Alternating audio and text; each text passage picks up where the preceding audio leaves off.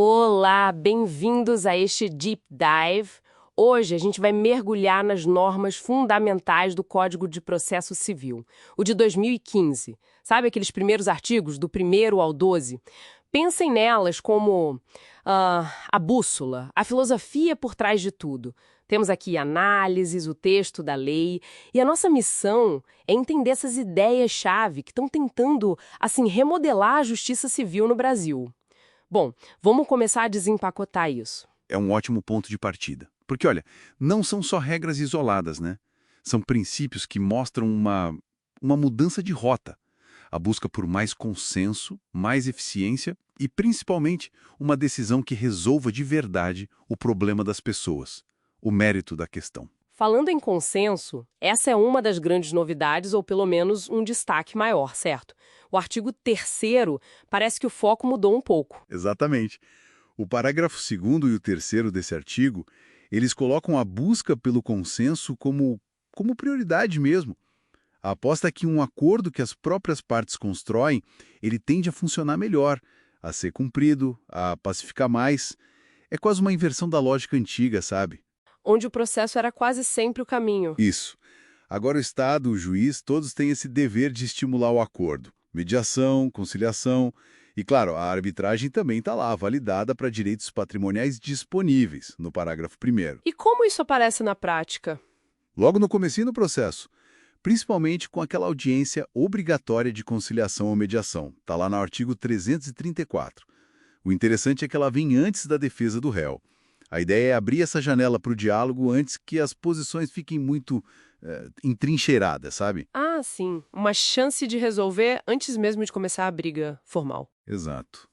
Claro, ela não acontece se as duas partes falarem que não querem ou se o caso não permitir acordo. Isso está no parágrafo 4º. Mas assim, transformar essa regra numa cultura real de consensualidade nos fóruns, bom, ainda é um desafio e tanto. A gente vê isso no dia a dia. Entendi. E seguindo nessa linha de resolver as coisas, o artigo 4º traz outra dupla importante: processo rápido e decisão de mérito. Chega de processo morrendo na praia por formalidade. Precisamente essa a intenção. O prazo razoável, bom, isso já estava na Constituição, né? Artigo 5º. Não é fazer correndo de qualquer jeito, mas achar um equilíbrio para a justiça ser efetiva. E a primazia do julgamento de mérito, essa é crucial. É uma resposta direta àquela jurisprudência defensiva que a gente via muito. Aquela coisa de se apegar num detalhezinho para não ter que decidir o caso principal. Exatamente. O Código trouxe várias ferramentas para tentar corrigir vícios processuais, para permitir que o juiz vá ao ponto. Artigo 139, inciso 9, o 317. E um ponto importante: essa solução integral que o artigo fala inclui ir até o fim, não só decidir, mas garantir o cumprimento, a execução, a atividade satisfativa, fazer acontecer. Faz todo sentido. E o artigo 5º? Aquele que fala para todo mundo agir com boa fé. Parece óbvio, mas qual a força real disso no processo? É mais profundo do que parece à primeira vista. A gente está falando aqui da boa-fé objetiva. Não é só a intenção escondida da pessoa, sabe? É um padrão de conduta que se espera. Lealdade, correção, não abusar do processo para enrolar ou prejudicar o outro, sem motivo. Tipo um comportamento ético esperado. Isso. E violar isso tem consequência, viu? Pode gerar multa por litigância de má-fé, lá no artigo 80, ou por ato atentatório à dignidade da justiça, no 77. Pensa, sei lá, uma parte escondendo uma prova de propósito. Isso é uma fé objetiva clara. A boa-fé guia a interpretação dos atos e limita o exercício abusivo dos direitos dentro do processo.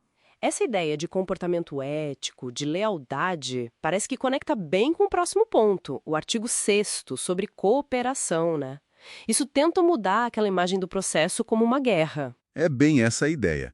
O artigo 6º é o coração do chamado modelo cooperativo de processo. A visão é que o processo seja um diálogo, uma construção conjunta, não só um combate. Todo mundo, juiz, partes, advogados, tem o dever de colaborar para chegar numa decisão justa, efetiva e em tempo razoável. E como o juiz colabora, por exemplo? O juiz tem deveres claros nesse modelo.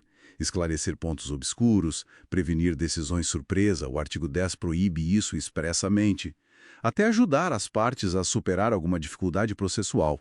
E as partes também, claro. Agir com lealdade, como a gente já falou, com a boa-fé. Não fazer pedidos absurdos. Tá tudo ligado. Tem algum exemplo prático disso? Dessa cooperação acontecendo? Sim, tem vários. Um exemplo é o saneamento compartilhado ou cooperativo, no artigo 357, parágrafo 3º. Em casos mais complexos, o juiz chama as partes para definir juntos quais pontos precisam ser decididos, quais provas produzir. Interessante. Mas essa cooperação não é um cheque em branco, imagino. Não, de forma alguma. E a jurisprudência vai mostrando esses limites. Por exemplo, o artigo 932, parágrafo único, permite corrigir alguns vícios formais e recursos, o que é um ato de cooperação do tribunal. Mas o STJ, por exemplo, tem sido bem rigoroso em algumas situações. Teve aquele caso famoso do feriado local. Ah, sim, lembro disso. Que não podia juntar a prova do feriado depois. Exato! O RESP 1813684. Ali o STJ entendeu que a cooperação não servia para suprir essa falha inicial. Então mostra que a cooperação existe, mas não afasta todas as exigências formais. A cooperação também aparece entre tribunais diferentes, artigo 69, e até na comunicação entre STJ e STF para gerenciar recursos repetitivos, nos artigos 1032 e 1033. Então, amarrando tudo isso, essas normas fundamentais, elas estão tentando desenhar um processo civil mais humano, talvez, focado em resolver o problema de verdade, o mérito, e que, para isso, o incentivo, o acordo, exige ética de todo mundo com a boa-fé e pede um trabalho conjunto, uma cooperação. É por aí. É exatamente por aí. É um redesenho bem ambicioso, na verdade. O norte é uma justiça mais, digamos, pacificadora, mais eficiente e mais acessível na sua essência. Faz sentido. Mas, sabe, fica uma pulga atrás da orelha. Diga lá.